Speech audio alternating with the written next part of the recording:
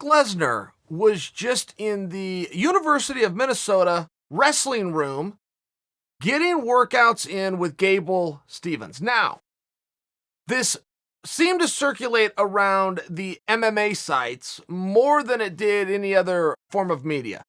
I don't have the answer as to why, other than to tell you this is not because Brock is making a comeback. Not a comeback into MMA. I don't think that Brock was going to make a comeback into MMA for a meaningful period of time. I think UFC 200 is where Brock rode into the sunset. I think he played the game, leveraged a deal, signed with Vince, and that was it. But the question still does come up of why was Brock in the room? For some reason, guys, I'm not seeing the controversy and the conspiracy here as much as some people. Why was Brock in the room? Well, he lives in Minnesota. He's an alum to the University of Minnesota.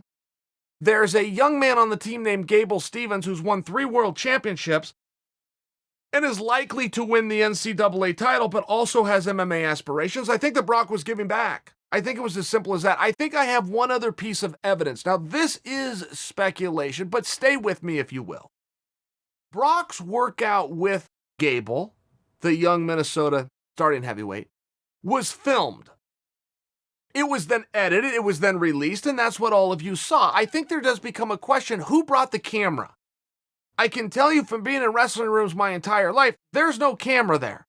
And if somebody finds out that Brock Lesnar's going to be there, and that could be a big media hit, they aren't smart enough to bring a camera there. Now, the University of Minnesota might be the one place, and Coach Agam got them to bring a camera to help to put the team over. I'm just telling you, in the world of amateur wrestling, that would be like a head explosion movement. Nobody would think to do that, which leads me to conclude that Brock brought the camera.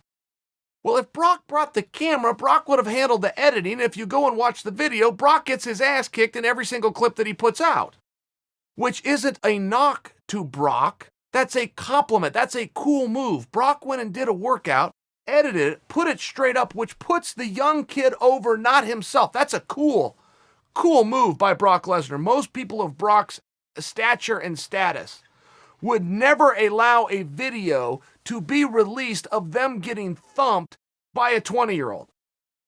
The fact that Brock did is a really cool thing, which does go back to Brock giving back, Brock being an alum, Brock being a guy who cares not only about this young heavyweight, but about his program and about the sport as a whole. It helped the sport. It didn't serve Brock. Now, let's say I'm wrong and Brock didn't bring the camera, and the University of Minnesota is the one place on earth where wrestling got a level of respect and somebody thought to come in and bring this, okay? Okay, fine. My point is still the same. Brock could have turned to them and said, I'm not signing that, don't put it out. Or, I'll sign it, let me see the edit before you release it. He did none of those things.